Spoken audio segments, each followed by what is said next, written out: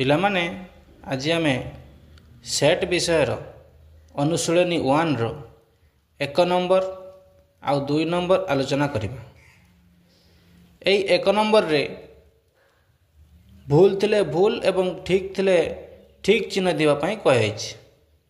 ତେଣୁ ଆମେ ଏଠାରେ ଦେଖିବା ପ୍ରଶ୍ନଟି ଆମର 1 ନମ୍ବରରେ ଅଛି ଏ ସେଟ୍ ଇଜ୍ ଇକ୍ୱାଲ୍ ଟୁ 1 2 3 4 ଏବଂ ଆଇରେ ଅଛି 3 ଇଜ୍ ଏ ଏଲିମେଣ୍ଟ ଅଫ୍ ଏ। ତେଣୁ ଏଠାରେ 3ଟା ଏ ର ଏଲିମେଣ୍ଟ କି ନୁହେଁ ଆମକୁ ଠିକ୍ କିମ୍ବା ଭୁଲ ବାଛିବାକୁ ପଡ଼ିବ। ଦେଖିବା ଆମର ଏ ସେଟ୍ରେ 1 2 3 4 ଅଛି, ତେଣୁ 3ଟା ଏଠି ଏ ର ଏଲିମେଣ୍ଟ, ତେଣୁ ଏଇଟା ଠିକ୍ ଅଛି। 2iରେ ଦେଖିବା 5ଟା ଏ ର ଏଲିମେଣ୍ଟ କି ଏଲିମେଣ୍ଟ ନୁହେଁ। ଏ ସେଟ୍ରେ 1 2 3 4 ଯାଏଁ ଅଛି, 5 ନାହିଁ, ତେଣୁ ଏଠି 5ଟା ଏ ର ଗୋଟେ ଏଲିମେଣ୍ଟ ନୁହେଁ, ଏଟା ଭୁଲ ଅଛି। ତାପରେ ଦେଖିବା 3rd ଆଇରେ କ'ଣ ଅଛି ନା 4 ଇଜ୍ ନଟ୍ ଏଲିମେଣ୍ଟ ଅଫ୍ ଏ। ଏଠାରେ ଦେଖିବା ଆମର 1 2 3 4 ଅଛି, 4ଟା ୟାର ଏଲିମେଣ୍ଟ ଅଛି, ତେଣୁ ଏଠି ନଟ୍ ଏଲିମେଣ୍ଟ ଲେଖା ହେଇଛି ମାନେ ଏଟା ଭୁଲ ଅଛି। ଦେଖିବା 7ଟା ଏହାର ଏଲିମେଣ୍ଟ କି ନୁହେଁ ଦେଖିବା। ଏଠି 7 ଏଠି ୟାର ଏଲିମେଣ୍ଟ ନାହିଁ, ତେଣୁ ଏଠି ଠିକ୍ ଅଛି। ତାପରେ ଦେଖିବା ଏଠି ଯେଉଁ 3ଟା ଏଠି ଲେଖା ହେଇଛି, 3ଟା ସେଟ୍ ଆକାରରେ ଲେଖା ହେଇଛି।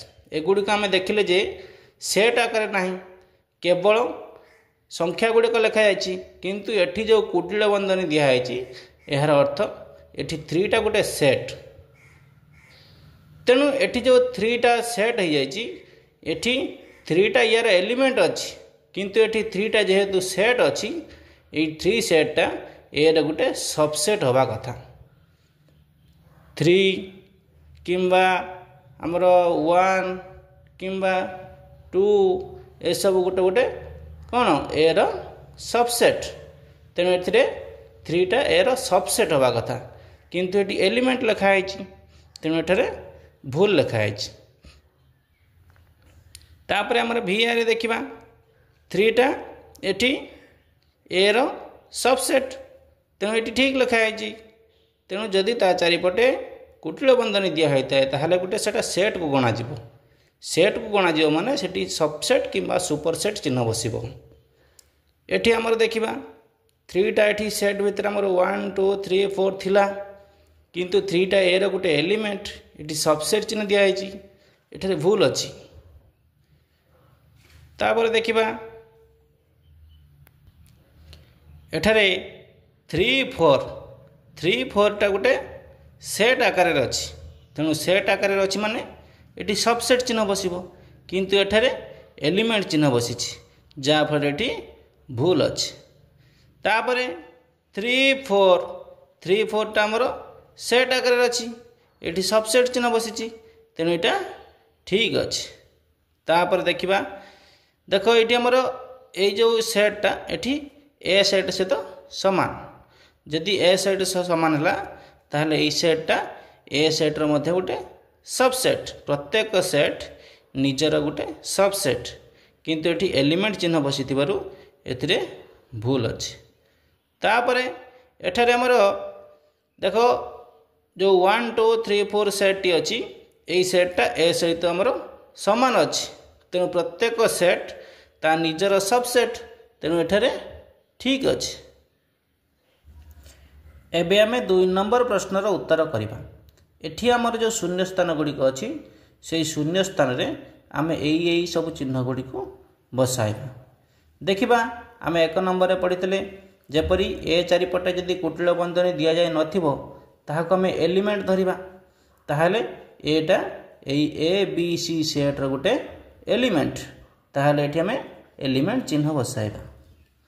ଏଠାରେ ଏ ଚାରିପଟେ କୁଟିଳ ବନ୍ଧନୀ ଦିଆଯାଇଛି, ତେଣୁ ଏଟା ଗୋଟିଏ ସେଟ୍। ଏଠି ଯେହେତୁ ଏଟା ଗୋଟେ ସେଟ୍, ଏଇ ଏଟା ଏଇ ଏ ବି ସି ସେଟ୍ର ଗୋଟେ ସବସେଟ୍, ତେଣୁ ଏଠାରେ ଆମେ ସବସେଟ୍ ଚିହ୍ନ ବସାଇବା।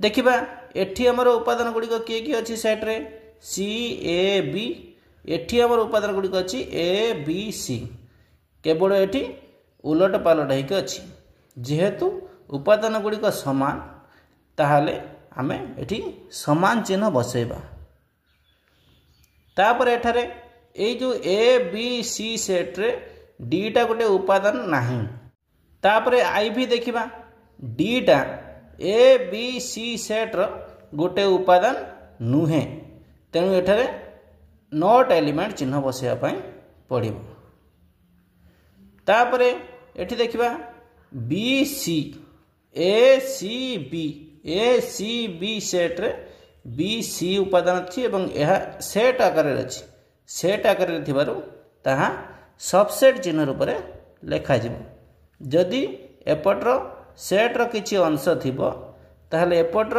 से सेट ता पूरा थिबो ताहले सबसेट चिन्ह बसिबो तापर देखबा वी आई एठा देखबा ए बी सी सेट आकार अछि एठी ए बी मध्य सेट आकार अछि बाम पटरे सेट रो सब अंश अछि डाहाण पटरे सेट रो किछि अंश सेट आकार अछि जेहेतु बाम पटरे सब अछि ताहले एठी हम सुपर सेट चिन्ह बसाइबा एबे मु तुम मानकु किछि टास्क दउची ताहा कमेंट माध्यम रे जणाइब पिला माने मु एठारे तुमको 5टी क्वेश्चन देइची एवं एई सिंबल गुडी को सेई 5टी क्वेश्चन रा शून्य स्थान पूर्ण करी मते कमेंट माध्यम रे जणाइब आमे पर क्लास रे अवशिष्ट नंबर गुडी को आलोचना करिबा।